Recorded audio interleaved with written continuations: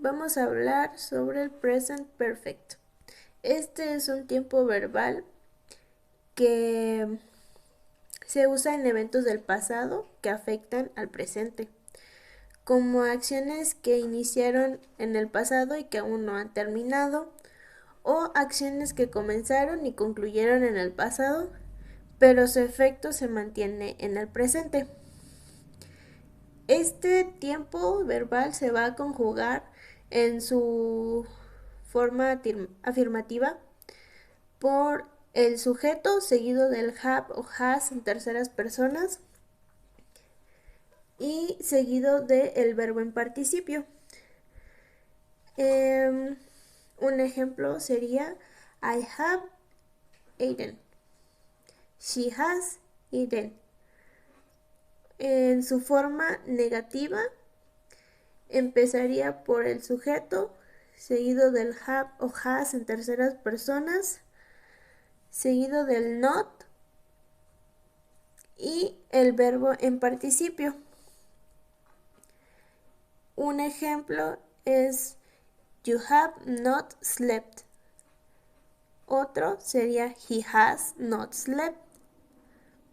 Hay que recordar que los verbos en participio, los regulares, pues su terminación va a ser nd. Pero para los verbos irregulares, pues siempre va a cambiar. Entonces, pues hay que aprenderlos de memoria.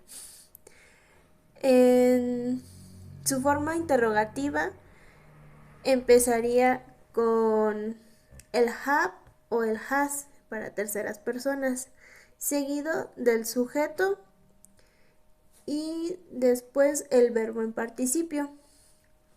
Un ejemplo es has it driven. Otro, have they driven. El zero conditional se puede utilizar para dar instrucciones o expresar verdades absolutas. También decir hechos científicos o hechos que siempre se cumplen.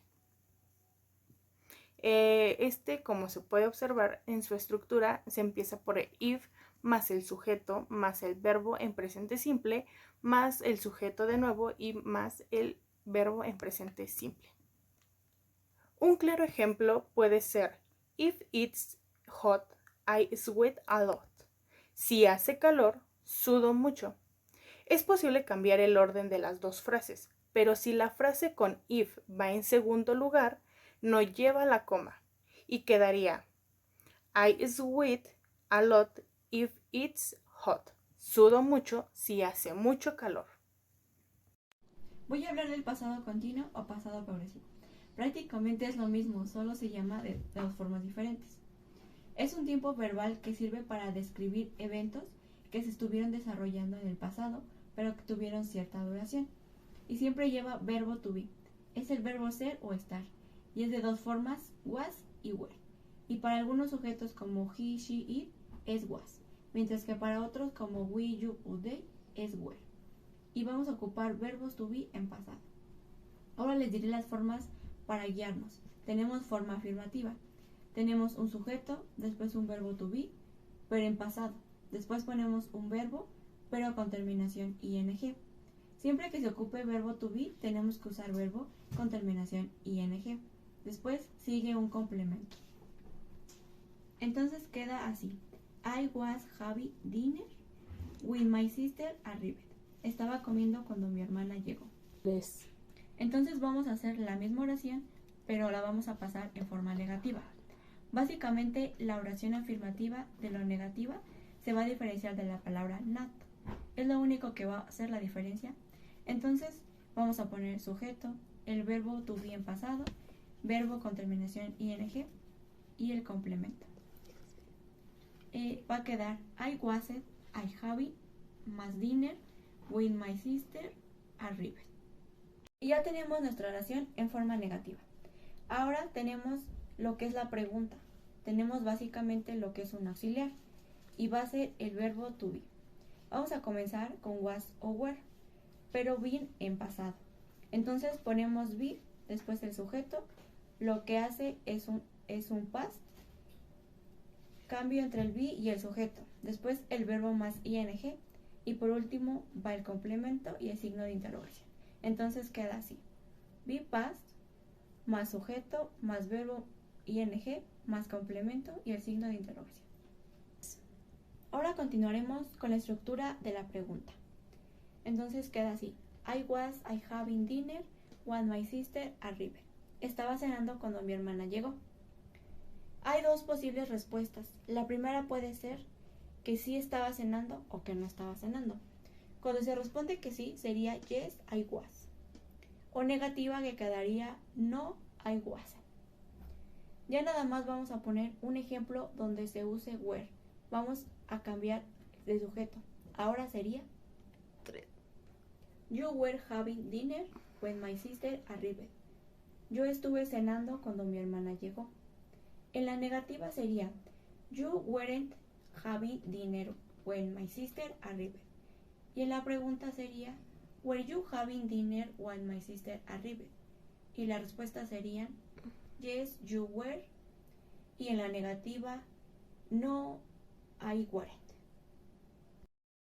First conditional. El first conditional se utiliza para narrar situaciones que probablemente sucederán en algún futuro.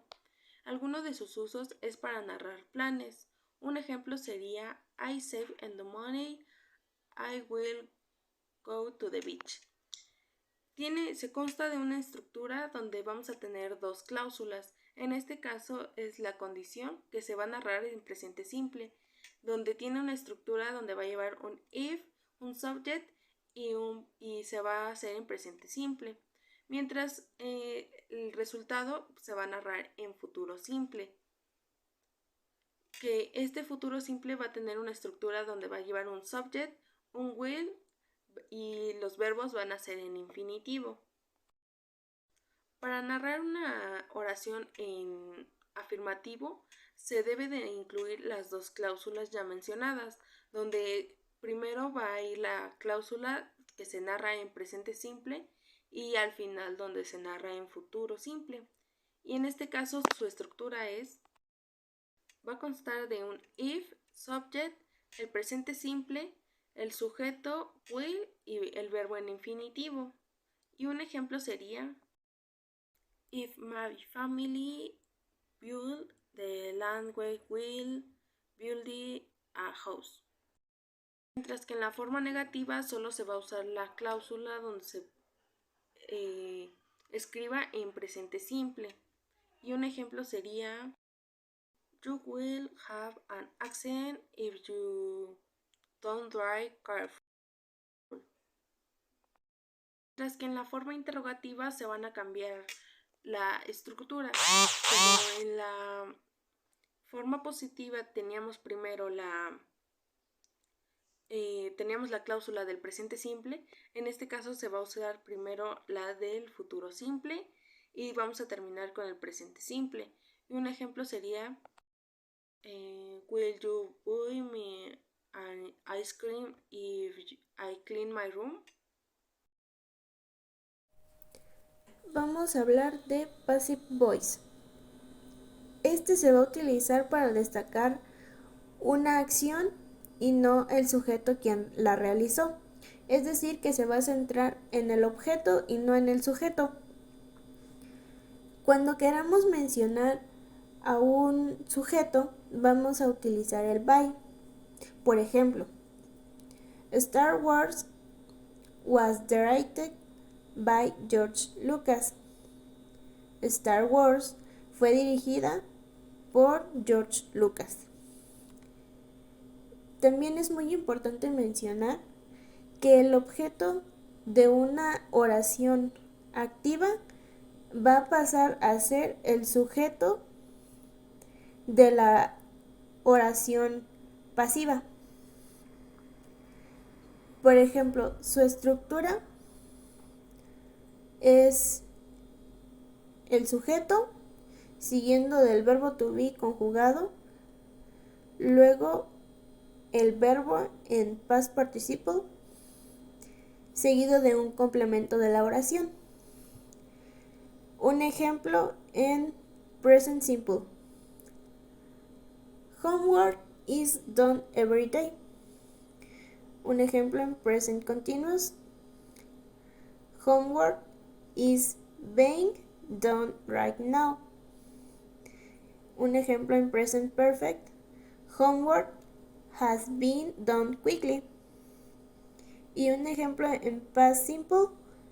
Homework was done an hour ago. Active voice. El active voice es lo contrario de la voz pasiva y es aquí el sujeto es el que actúa y lo utilizamos para dar discursos y que se entienda de una forma directa, que sea fácil de leer y tenga unas ideas muy claras. En este caso tenemos la estructura que consta de un sujeto, verbo y del objeto que recibe la acción. Un ejemplo sería Carlos Ruiz de New Paper. El pasado simple se utiliza para acciones que han empezado y han terminado en el pasado. En función de si el verbo es regular o irregular, se sigue una cierta forma u otra. Para formar el pasado simple con verbos regulares, la estructura es infinitivo más ed. Por ejemplo, I played football. Yo jugué fútbol ayer. Los verbos que terminan en e solo se le agrega una ed. Por ejemplo, change, changing. También los verbos que terminan en vocal corta o en consonante, excepto los que terminan en i o w, se debe de doblar la consonante de al final. Por ejemplo, stop, stopped. Y los verbos que terminan en consonante más y, se les cambia la y por la i. Por ejemplo, study, studied.